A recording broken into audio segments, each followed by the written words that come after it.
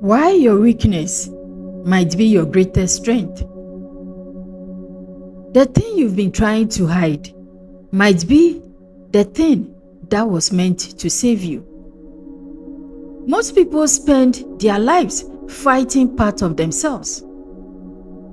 The sensitive part, the emotional part, the fearful part. The part that feels too much, too deeply, too intensely.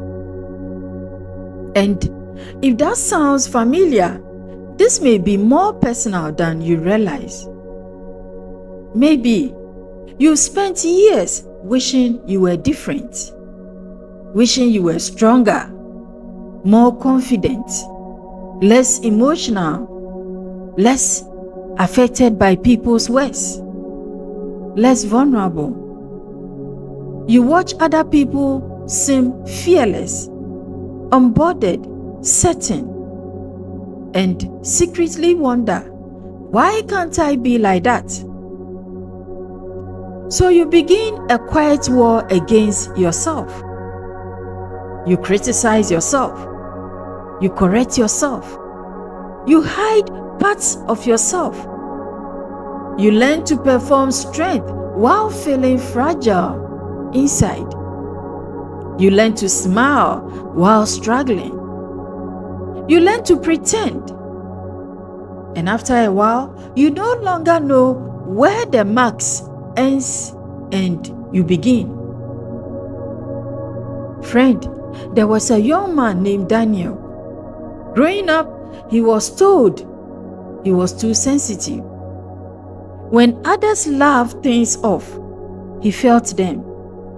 When others ignored suffering, he noticed it. When others moved on quickly, he carried things for months. People told him to toughen up, to stop overthinking, to stop feeling so much. And eventually, he believed them. So he spent years trying to become someone else. Years.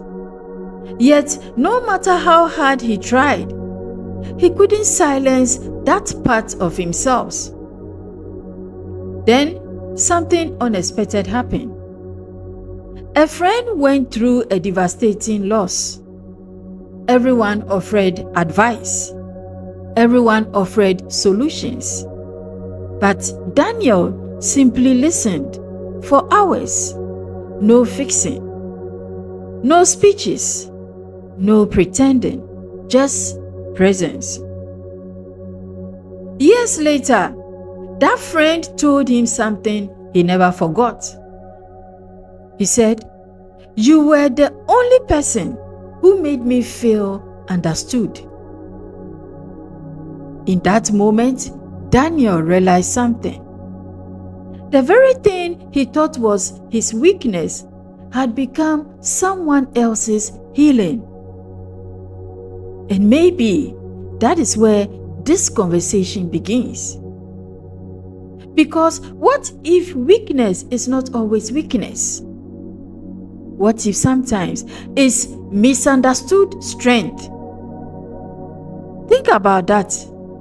Think about the traits people criticize: sensitivity, caution, deep thinking, gentleness, emotional awareness. Many people spend years trying to eliminate these qualities.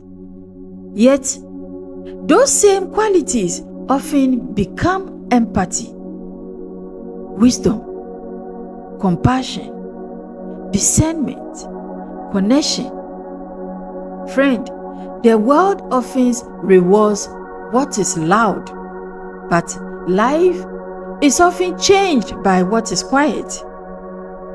Still, most people never discover this because they are trapped in comparison. Comparison creates a dangerous illusion. You compare your weakness to someone else's strength, but you never compare your strength to their weakness. You see their confidence, but You don't see their insecurity. You see their success, but you don't see their struggle. You see their highlight reel, but not their hidden battles. And slowly, you begin abandoning yourself. Not because you are broken, but because you've convinced yourself that someone else's design is better than yours. That creates a painful identity conflict. You stop asking, "Who am I?" and start asking, "What should I be?" Those are very different questions. One creates freedom, the other creates exhaustion. Many people are exhausted not because life is hard, but because pretending is hard. Pretending to become someone you are not is hard. Rejecting yourself every day is hard. Fighting your nature is hard. And perhaps the greatest hidden suffering is this: some people spend so much energy fixing themselves that they never discover themselves. Ancient wisdom contains a fascinating observation. It says, "A pearl begins as an irritation. A grain of sand enters a shell. Something unwanted, something uncomfortable, something that doesn't belong. Yet over time, that irritation becomes a pearl." And not despite the discomfort. Because of it, the very thing that seemed like the problem became the source of beauty. Maybe human beings are not so different. Maybe some of your greatest gifts are hidden inside experiences you spend years trying to escape. Maybe your sensitivity developed because you had to understand emotions deeply. Maybe your caution developed because life taught you lessons others never learned. Maybe your scars created wisdom, and maybe your struggles created compassion. Dear friend, maybe your weakness has been carrying a message you never stopped long enough to hear. Now, we arrive at a deeper truth. Dear friend, you see, many people fear weakness because they believe weakness reduces their value. But the real wound is not weakness. The real wound is shame. Shame whispers, "If people see this part of me, they won't accept me." So you hide it. You perform. You adopt. You survive. But hidden shame eventually creates hidden loneliness. Because people can only connect with the part of you they can see. And if your true self remains hidden, the new connection becomes difficult. The deepest transformation begins when you stop asking, "How do I get rid of this weakness?" and begin asking, "What is this weakness trying to teach me?" That question changes everything, because some weaknesses are actually signals. Signals pointing towards areas where your humanity is trying to grow.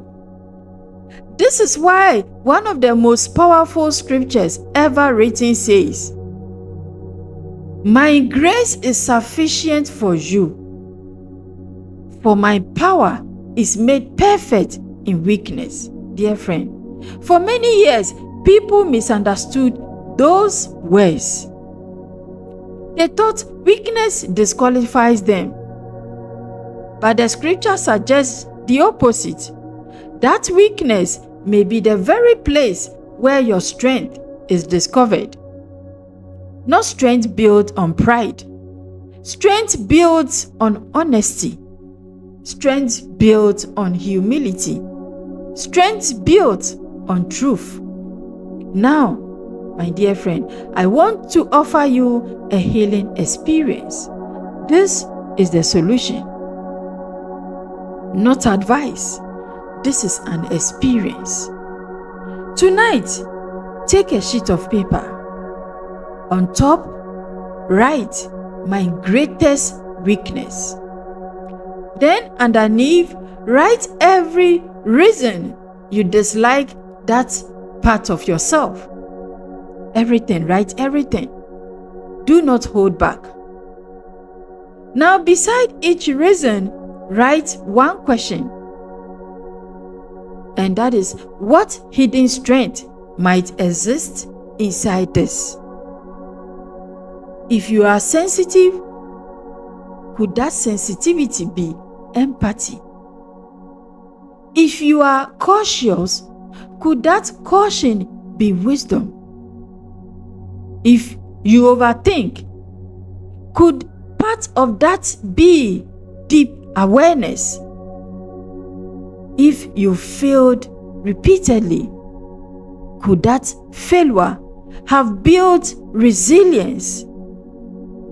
This exercise is called meaning reconstruction, and its purpose is profound. It helps the mind stop seeing pain as an enemy.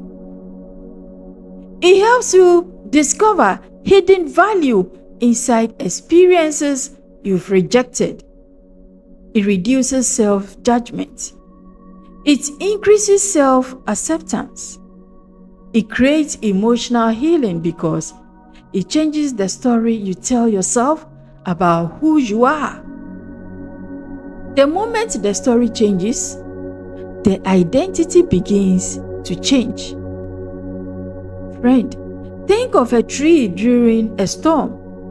From a distance, the burning branches look weak, fragile, vulnerable, yet the rigid branches often break first. The branches that bend survive. What appears weak may actually be strength in disguise. Flexibility is not weakness. Sensitivity is not weakness. Humility is not weakness. The ability to feel deeply is not weakness. My dear friend, sometimes survival depends on those very qualities. And maybe that is why you've made it to this far. Not because you were perfect, not because you were fearless, but because something inside you kept adapting, kept learning, kept growing, even when you didn't notice. You didn't notice it. If you spend years fighting part of yourself, perhaps this message found you for a reason. Not to convince you that every weakness is wonderful. No, but to help you see that some of the qualities you've judged most harshly may deserve a second look. You may not need to become someone else. You may simply need to understand yourself differently, and that realization changes everything. What part of yourself have you been trying to hide, my dear friend? What weakness might contain a strength you haven't discovered yet? And what if the very thing you've been calling a flaw is actually the doorway to the person you are becoming? Just something to carry with you today. Dear friend, think about this.